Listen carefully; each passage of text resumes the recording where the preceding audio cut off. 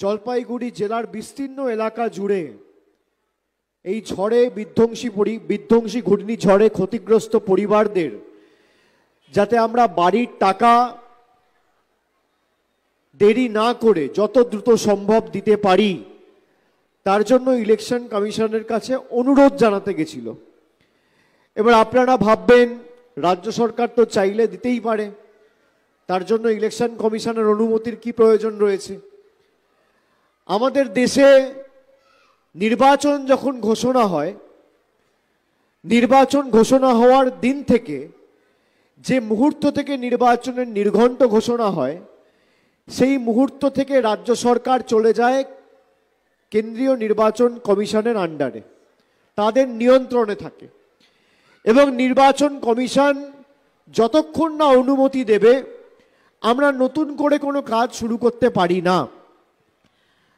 যেদিনকে 31 তারিখ বিকেল 4:20 4:25 নাগাদ এই ঘটনা ঘটে, এই ঝড় হয়, তার পরের দিন আমাদের রাজ্যের তরফ থেকে ইলেকশন কমিশনকে লিখিতভাবে আমরা জানিয়েছিলাম যে আমরা এই ক্ষতিগ্রস্ত পরিবারদের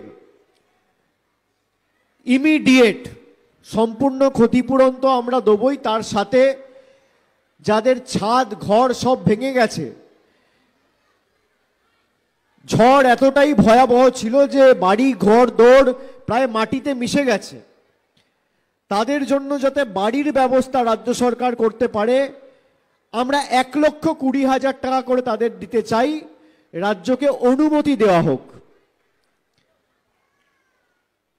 নির্বাচন কমিশন সেই অনুমতি দিল না। বাংলায় যাদের ঘর বাড়ি ঝড়ে তলানিতে মিশিয়ে গেছে তাদের টাকা বন্ধ করে রেখেছেন, আপনি অনুমতি দিচ্ছেন না। এই বৈষম্য চলবে না, এই বৈষম্য চলবে না।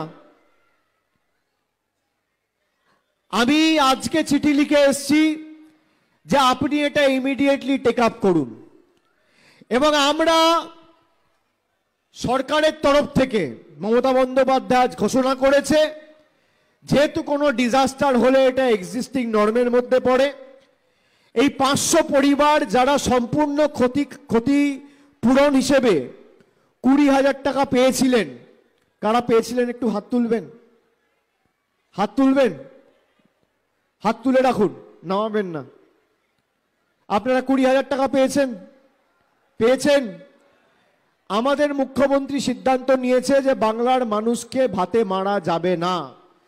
যদি নির্বাচন কমিশনের ক্ষমতা থাকে আমার বিরুদ্ধে এফআইআর করবে, আমার সরকারের বিরুদ্ধে এফআইআর করবে, কিন্তু 48 ঘন্টার মধ্যে আপনাদের ব্যাংক অ্যাকাউন্টে 1,20,000 টাকা আমাদের সরকার পাঠাবে। জলপাইগুড়ি আলিপুরদুয়ারের দুর্যোগে প্রধানমন্ত্রী এলেন, স্বরাষ্ট্রমন্ত্রী এলেন, কই একবারও তো দুঃখীদের কথা বললেন না, একবারও তো বললেন না এই মানুষগুলো কেমন আছেন, কি খেয়ে আছেন, শুধু রাজনীতির কথা বলে গেলেন। আর আমরা পারমিশন চাইতে চাইতে, যেহেতু ইলেকশন চলছে 3 মাস ধরে, এখন কিছু করতে গেলেই পারমিশন চাই। বিজেপির বেলায় পারমিশন গ্রান্টেড, বিজেপির বেলায় বেল গ্রান্টেড, আর তৃণমূলের ব্যাপারে সব জেল গ্রান্টেড।